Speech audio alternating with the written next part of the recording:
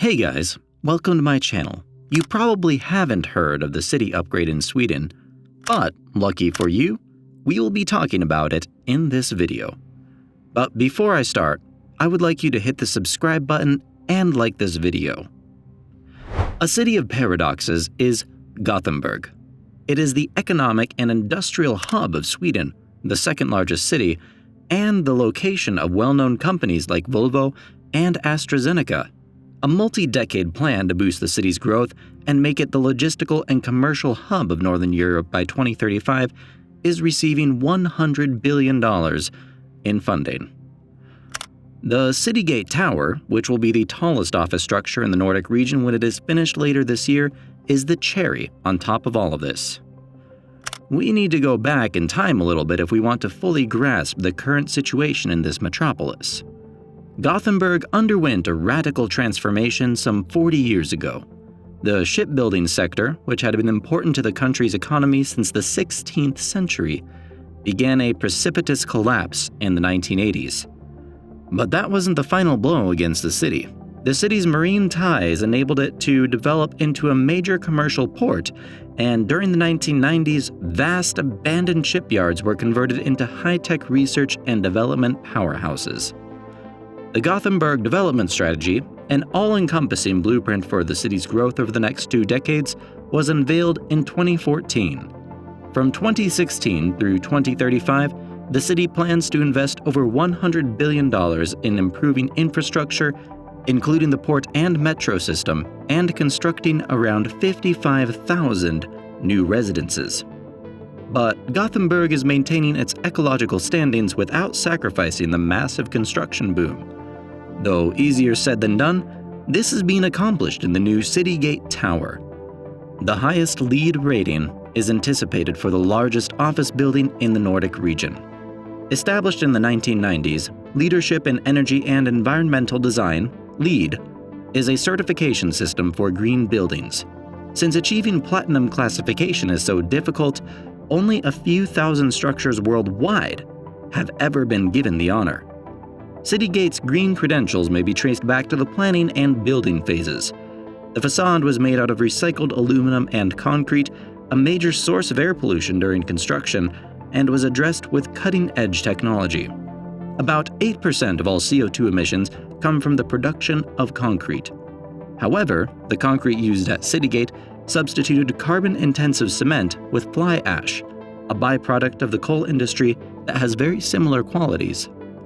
Perhaps most astonishing is the fact that the entire structure will be ran on solar energy from a new solar park located on the outskirts of Gothenburg.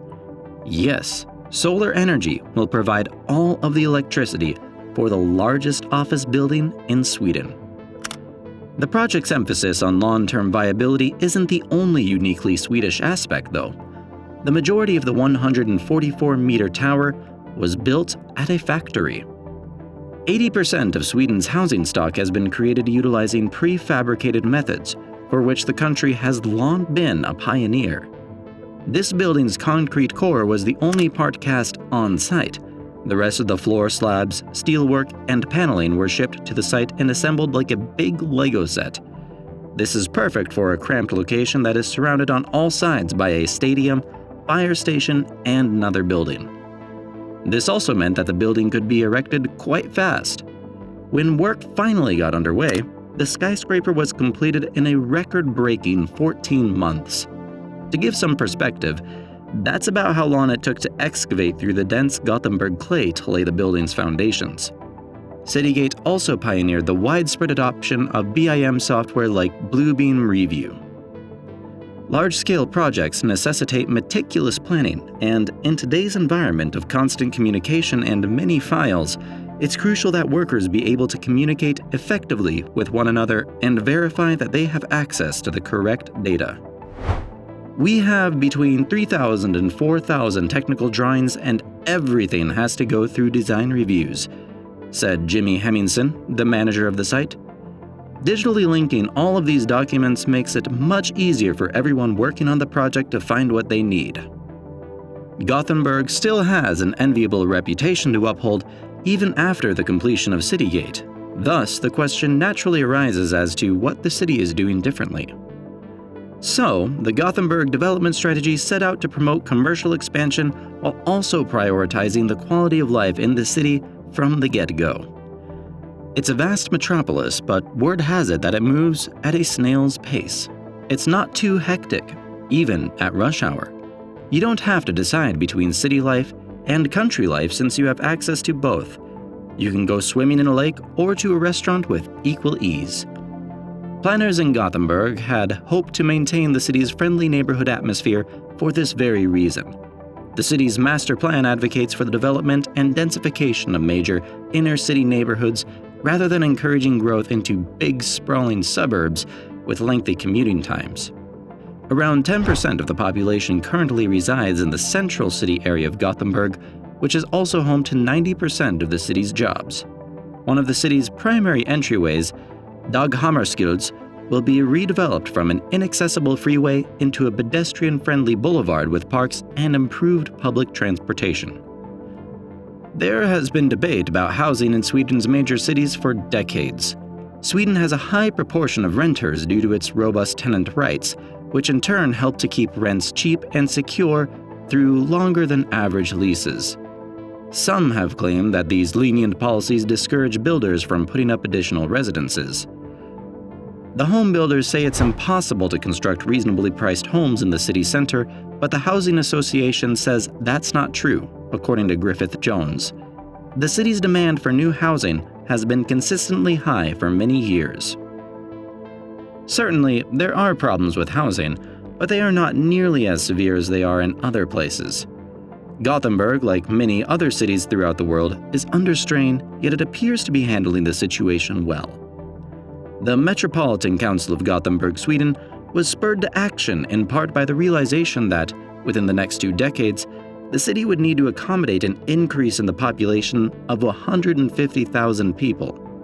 That's in stark contrast to a city like Toronto, which is expecting nearly 2 million new residents the next decade, but has no serious strategy to accommodate them. Facts about Sweden. So, I will also be sharing interesting facts about Sweden. Sweden's mastery of pop music. You might not be able to think of a single active Swedish musician or band right now. However, it's highly likely that you've already heard the music of Swedish origin. Song after song, including top British and American successes, created or written in Sweden, have dominated the charts for years. Swedish design. Design is an integral part of the Swedish way of life. Sustainability and practicality are at the heart of the Swedish design in all fields, from building to textiles.